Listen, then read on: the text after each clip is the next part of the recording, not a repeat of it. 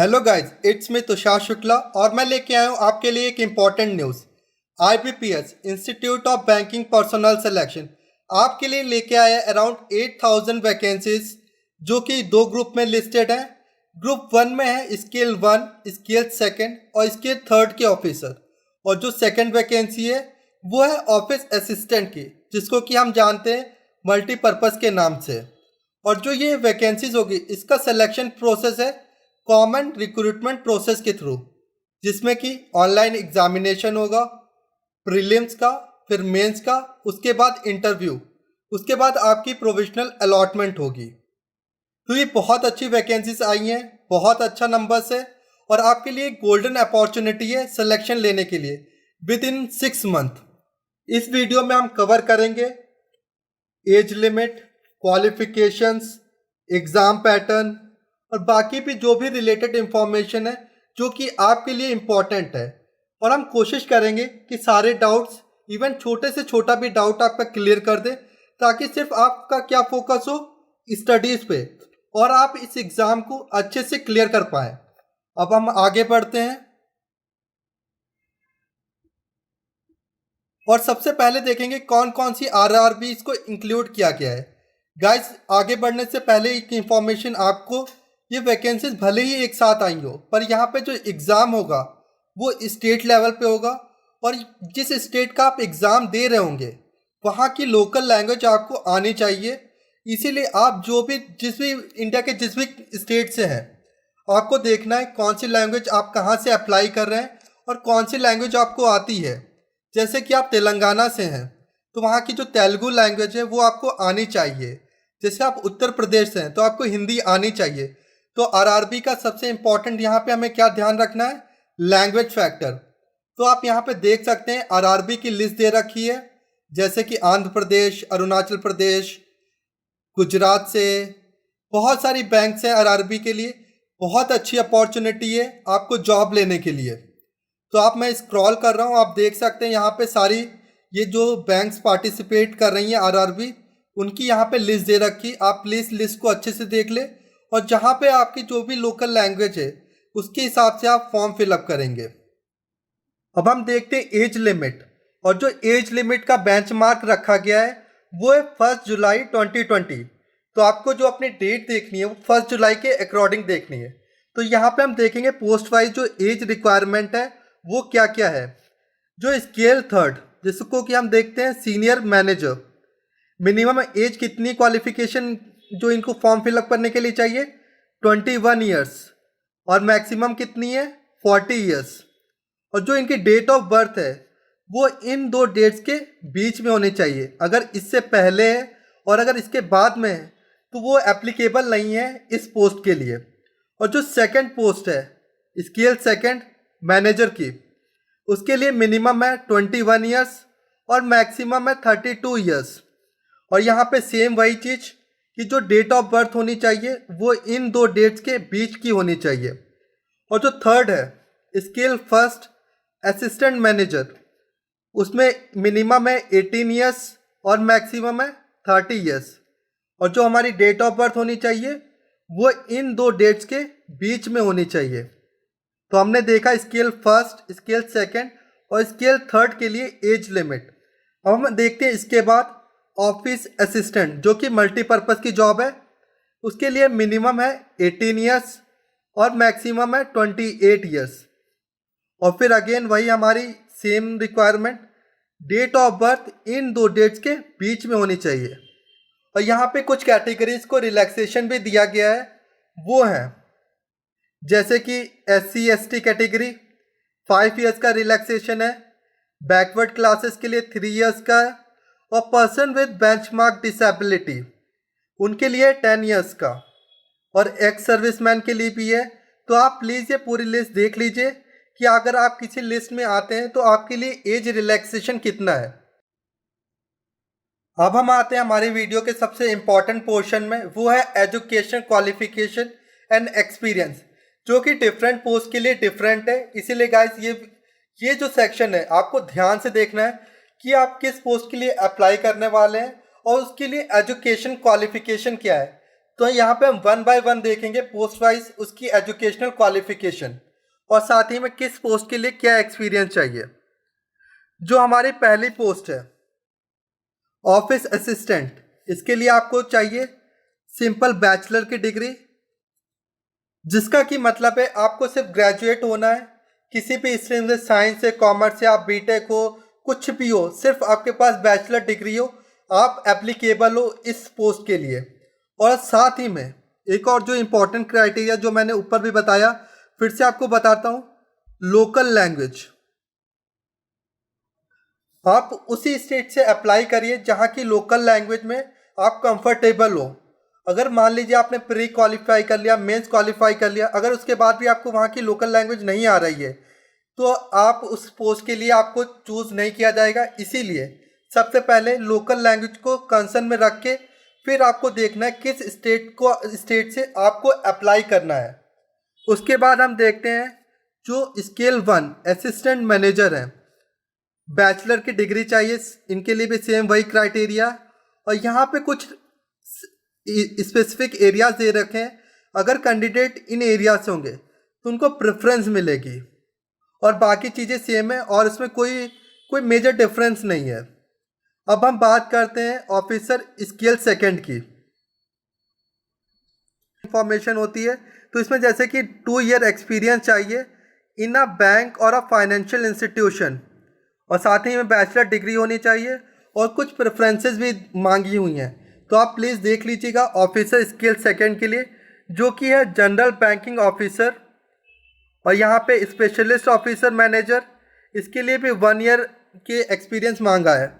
और यहाँ पे different categories and different post की, तो आप प्लीज़ इसको अच्छे से देख लीजिएगा अप्लाई करने से पहले।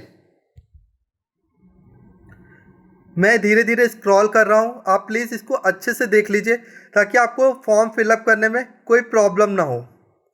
और यहाँ पे देख सकते हैं सिमिलरली स्केल 3 के लिए यहाँ पे 5 ईयर का एक्सपीरियंस है। तो हम देख सकते हैं इसके लिए कुछ सेलेक्टेड लोग ही होंगे जो अप्लाई करेंगे। और आगे बढ़ने से पहले एक और इम्पॉर्टेंट इन्फॉर्मेशन जो IBPS ने बोला है कि जो आपके ये एजुकेशन क्वालिफिकेशन है, अब हम यहाँ पे देखेंगे फीस चार्जेस कितना कितना है। जो ऑफिसर 1 है, 2nd और 3rd के लिए SC ST PWBD कैंडिडेट्स के लिए चार्ज है 175 रुपीज़, और जो बाकी अदर कैंडिडेट्स हैं उनके लिए 850 रुपीज़। और सिमिलरली ऑफिस असिस्टेंट मल्टीपर्पज़ के लिए SC ST PWBD और एक्स सर्विसमैन के लिए चार्ज है 175 रुपीज़ और बाकी कैंडिडेट्स के लिए 850 रुपीज़। अब हमारे सेक्शन का जो इम्पोर्टेंट पार्ट है वो है पैटर्न, या फिर हम जिसे कह सकते हैं एग्जामिनेशन स्ट्रक्चर। और ये एग्ज़ाम हमारा ऑनलाइन ही होगा, तो हम इसमें देखेंगे प्रीलिम्स, मेंस और उसके बाद इंटरव्यू, हमारा क्या प्रोसीजर है पूरे एग्ज़ाम का। और आगे बढ़ने से पहले आपको ये बताना चाहता हूँ, जो ऑफिस असिस्टेंट है उसमें सिर्फ 2 फेजेस होंगी, प्रीलिम्स और मेंस। और जो ऑफिसर स्केल है उसमें प्रीलिम्स होगा, मेंस होगा और साथ ही में इंटरव्यू भी होगा। तो हम यहाँ पे देखते हैं प्रीलिम्स का क्या स्ट्रक्चर है। जो मल्टीपर्पज़ के लिए हम देखते हैं, जो रीजनिंग आएगी 40 क्वेश्चंस और जो न्यूमेरिकल एबिलिटी के 40 क्वेश्चंस, टोटल 80 क्वेश्चंस और टोटल मार्क्स हैं 80। और यहाँ पे हमें कंपोजिट टाइम मिलेगा 45 मिनट्स का। ऐसा नहीं होगा कि हमें इस सेक्शन के लिए अलग टाइम मिल रहा है और इस सेक्शन के लिए अलग टाइम मिल रहा है, तो यहाँ पे हमें कंपोजिट टाइम मिलेगा। तो हम पे डिपेंड करता है कि कौन से सेक्शन को हम पहले करते हैं।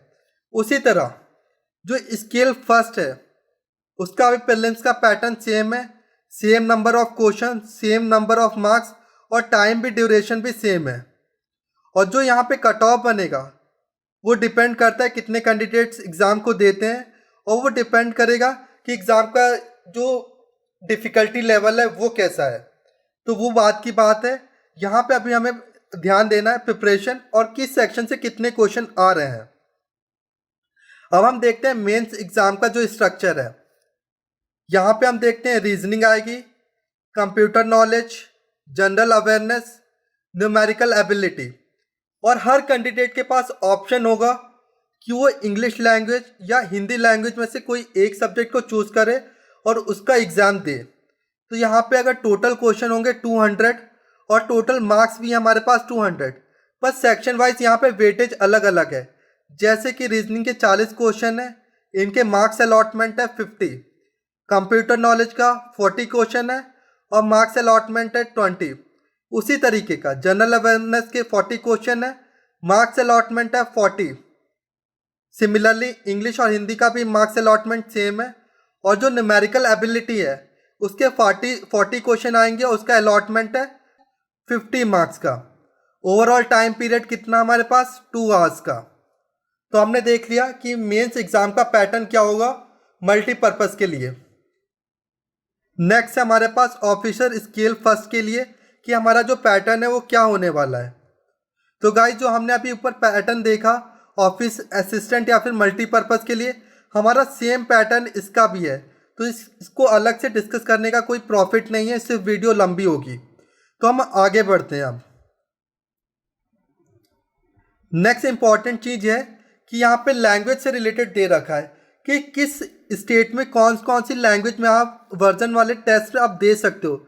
जैसे कि आंध्र प्रदेश में वहाँ पे आप इंग्लिश हिंदी तेलुगु में, बिहार में इंग्लिश और हिंदी में। इसी तरीके के आप, मैं स्क्रॉल कर रहा हूँ, आप देख ले अपनी स्टेट वाइज कि आपको किस लैंग्वेज में प्रेफर करना है, कहाँ से टेस्ट पेपर किस लैंग्वेज में देना है।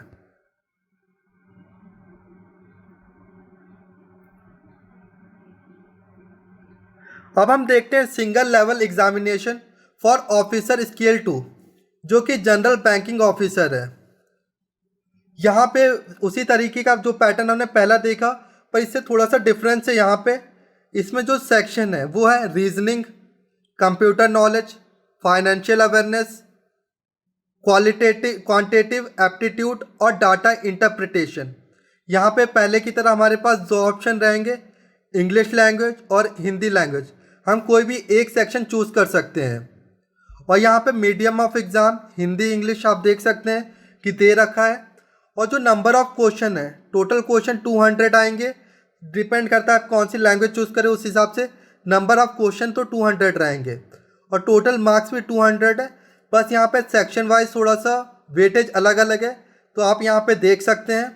और जो कंपोजिट टाइम होगा वो यहाँ पे 2 आवर्स का ही होगा। अब हम आगे बढ़ते हैं, ऑफिसर स्केल सेकंड के लिए देखेंगे कि जो स्पेशलिस्ट कैडर है यहाँ पे क्या डिमांड है। तो यहाँ पे पहला सेक्शन है प्रोफेशनल नॉलेज, दूसरा है रीजनिंग, तीसरा है फाइनेंशियल अवेयरनेस और हमेशा की तरह इंग्लिश लैंग्वेज और हिंदी लैंग्वेज। और यहाँ पे एक एडिशन है कंप्यूटर नॉलेज और क्वांटिटेटिव एप्टीट्यूड और डाटा इंटरप्रिटेशन। तो यहाँ पे हम देख रहे हैं कि एक सेक्शन इम्प्रूव हो गया है। तो यहाँ पे जो टोटल नंबर ऑफ क्वेश्चन और टोटल नंबर ऑफ मार्क्स हैं, टोटल नंबर ऑफ क्वेश्चन वो हो गए हैं 240 और टोटल नंबर ऑफ मार्क्स तो अभी भी टोटल 200 ही है।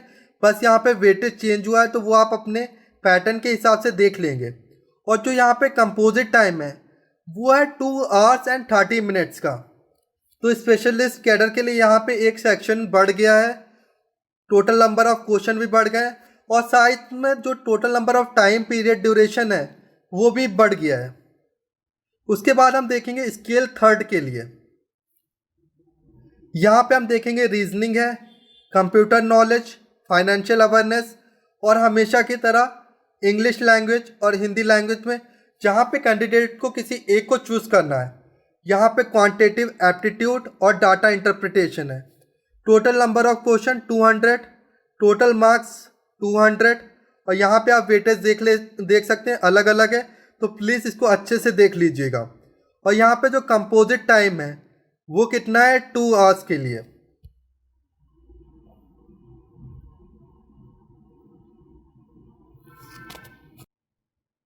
नेक्स्ट इंपॉर्टेंट इंफॉर्मेशन है एग्जाम सेंटर से रिलेटेड। क्या आप पूरे देश में कहीं पे भी कोई भी वेन्यू चूज कर सकते हैं एग्जाम देने के लिए। और आप लोगों से रिक्वेस्ट रहेगी कि एनेक्सस सेकंड में जाके आप जो सेंटर्स की लिस्ट है उसको अच्छे से देख ले, ताकि आपको फॉर्म फिलअप करते वक्त कोई प्रॉब्लम नहीं हो।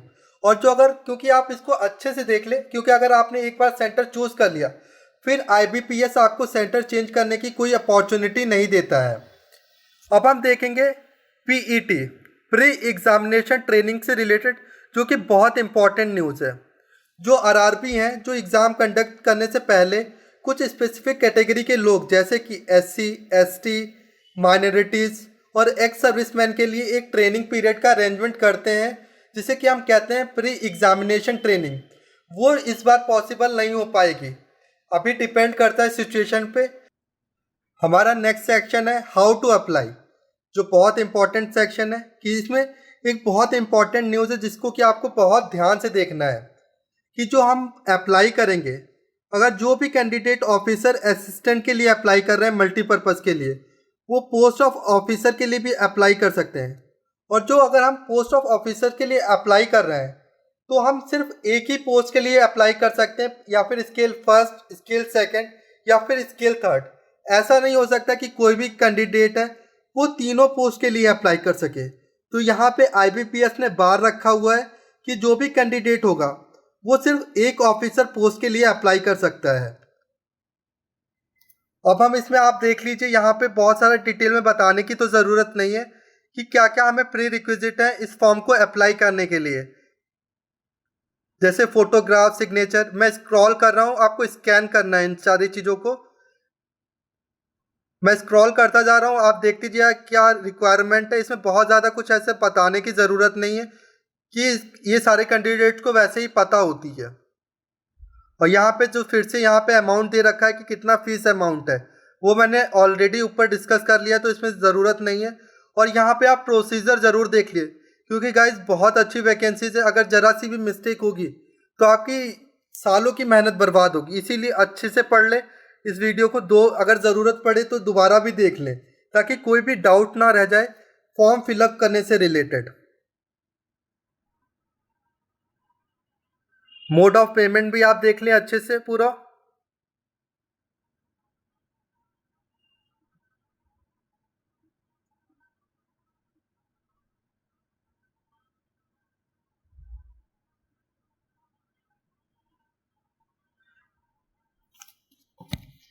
अब हम बात करते हैं एग्ज़ाम से रिलेटेड इम्पॉर्टेंट डेट्स की, कि कब लास्ट डेट है, कब फॉर्म स्टार्ट होगा। तो जो हमारा फॉर्म है वो स्टार्ट होगा 1 जुलाई 2020, यानी आज से ही। और जो इसकी लास्ट डेट है 21 जुलाई। तो गाइज आपके पास बहुत कम टाइम है, कोशिश करिए जैसे कि आपको पता चलता है तुरंत फॉर्म फिलअप कर दीजिए, ताकि आपको इस टेंशन से मुक्ति मिले और आप जो अपना फोकस है वो स्टडीज़ की तरफ करें। और जो फ़ी पेमेंट की लास्ट डेट है वो भी 21 जुलाई है। और जो हमने ऊपर डिस्कस किया प्री एग्ज़ामिनेशन ट्रेनिंग, इसकी यहाँ पे डेट दे रखी है, पर यहाँ पे कंडीशन भी दे रखी है कि अगर जो सिचुएशन पे डिपेंड करता है, अगर सिचुएशन नॉर्मल हुई तो पीईटी ट्रेनिंग होगी, अगर सिचुएशन नॉर्मल नहीं हुई तो ये ट्रेनिंग नहीं होगी। और जो फिर यहाँ पे जो डाउनलोड करने की एडमिट कार्ड की डेट दे रखी है, और जो यहाँ पे सबसे इम्पॉर्टेंट डेट है ऑनलाइन एग्जामिनेशन प्रीलिम्स की डेट, वो है सितंबर अक्टूबर, यानी आज है 1 जुलाई और आपके पास जुलाई है, अगस्त है, सितंबर अराउंड। आपके पास गाइस पूरे 3 महीने का टाइम है अभी, और आप बहुत अच्छे से चीज़ों को कर सकते हैं। आप 2-2, 3-3 बार रिवाइज कर सकते हैं, और आपको श्योर शॉट करना है कि आप एग्ज़ाम से रिलेटेड जो भी क्वेश्चन है, जो भी टॉपिक है, उसको थॉरली अच्छे से कवर करेंगे। और जो जो एक्सपेक्टेड डेट है जो हमने लास्ट पहले भी देखी है, उसके हिसाब से जो आपकी एग्ज़ाम डेट होगी वो सितंबर लास्ट वीक और अक्टूबर फर्स्ट वीक में हो सकती है। तो गाइस हमें इंफॉर्मेशन ये याद रखनी है कि हमारी एग्ज़ाम डेट क्या है। अगर एग्ज़ाम डेट हमारे माइंड में रहेगी तो जो हमारा पढ़ाई का मोटिवेशन होगा वो हमेशा बना रहेगा। और जो प्रीलिम्स का डेट है वो अक्टूबर 2020 में आएगी। और जो जो नेक्स्ट एग्ज़ाम है मेन सिंगल का, सॉरी यहाँ पे डाउनलोड करने की डेट है एडमिट कार्ड की, और जो मेन एग्ज़ाम्स की डेट है वो है अक्टूबर नवंबर, जो कि लास्ट अक्टूबर और अर्ली नवंबर में हो सकता है। तो गाइज़ हमें ये डेट्स भी याद रखनी है। और यहाँ पे इंटरव्यू की डेट्स भी दे रखी है। और जो हमें प्रोविजनल अलॉटमेंट होगा for scale first, second, third और ऑफिस असिस्टेंट, वो हो जाएगा जनवरी 2021 में। तो गाइज़ आपने यहाँ पे एक चीज़ नोटिस करी, आपका फॉर्म फिलअप जो प्रोसीजर स्टार्ट होता है वो जुलाई में, और जो फाइनल आपका सिलेक्शन होगा जनवरी 2021 में। तो गाइज आप देख सकते हैं कि सिर्फ 6 मंथ में आपके 20 ईयर्स 30 ईयर्स की पूरी लाइफ बन जाएगी। अगर आप ये लास्ट के जो आपके पास 2-3 महीने का टाइम है, अगर आप उसको अच्छे से यूटिलाइज करें तो आपको 6 मंथ में आप एक अनएम्प्लॉयड से एम्प्लॉयड हो जाएंगे। तो गाइज आपके लिए बहुत अच्छी अपॉर्चुनिटी है। आई होप कि आपके सारे डाउट्स क्लियर हो गए होंगे और रेगुलर हमारे चैनल पर विजिट करिए, क्योंकि एग्ज़ाम से रिलेटेड और भी इम्पॉर्टेंट वीडियोस हम अपलोड करते रहते हैं ताकि आपको और मतलब एग्ज़ाम क्लियर करने में और आसानी हो। Thank you guys, I hope you like this video. Thank you and have a nice day. Also best of luck for your exam.